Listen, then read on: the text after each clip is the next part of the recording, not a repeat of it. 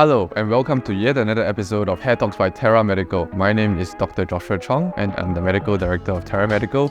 Today we are going to be delving a little bit more into the understanding of hair restoration using regenerative medicine techniques.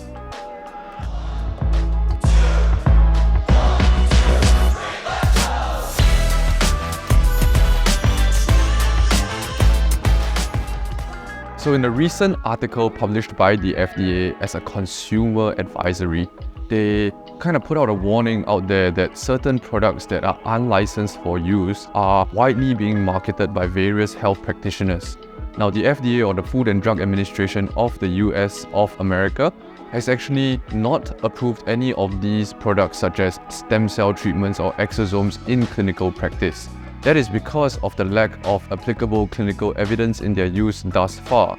That is not to say that exosomes or stem cells have no practical value in hair restoration. It's just that it is a warning given by the relevant authorities from the US that these treatment methods have not yet been approved for clinical use and are still undergoing widespread trials.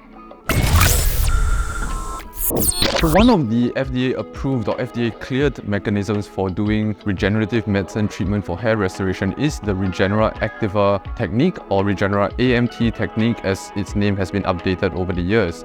And this device actually combines a centrifuge which rotates and mechanically disaggregates scalp tissue from the back of the scalp, which harnesses the regenerative potential of your hair follicles, skin, as well as fat stem cells located in that very resourceful region. This technique has been deployed for use in Singapore as well and is cleared by the Health Science Authority of Singapore.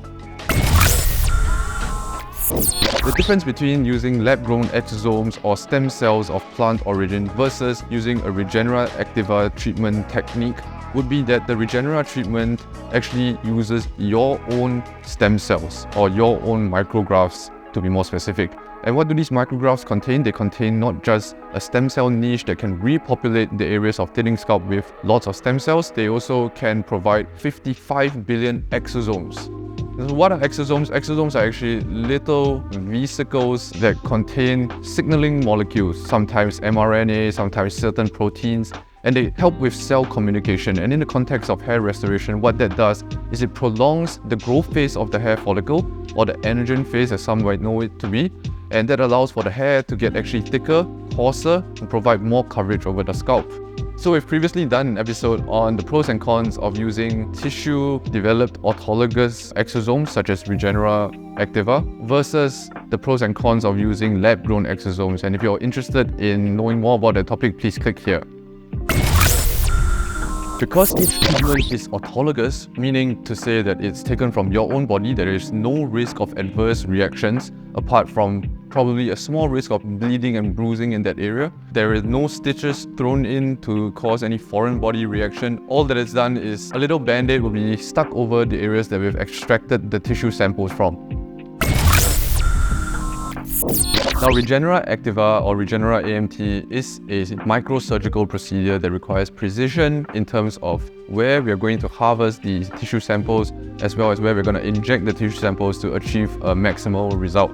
So it's important that you look for an experienced and credible provider that has done many of these procedures that can advise you whether or not this procedure will benefit you and whether this procedure is to be done as a standalone treatment or in conjunction with other treatments such as a hair transplant or medications.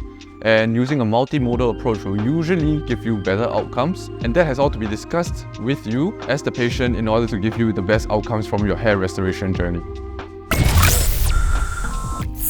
I just want to reiterate here that the FDA provides very good consumer advice as to what products are actually trialed and tested and available and approved for clinical usage for hair restoration. And if you're not quite sure whether the treatment that your hair restoration practitioner is offering to you is FDA kosher, so to speak, you can refer to the FDA website listed in the links in the comment section below. Thank you for joining us on today's journey as we delve deep into regenerative medicine, especially the technique called Regenerative or Regenerative. And if you're interested to know more, please feel free to give us your questions in the comment section below. And remember to click like and subscribe for our YouTube channel and to our Instagram profile in order to get more information on hair restoration techniques.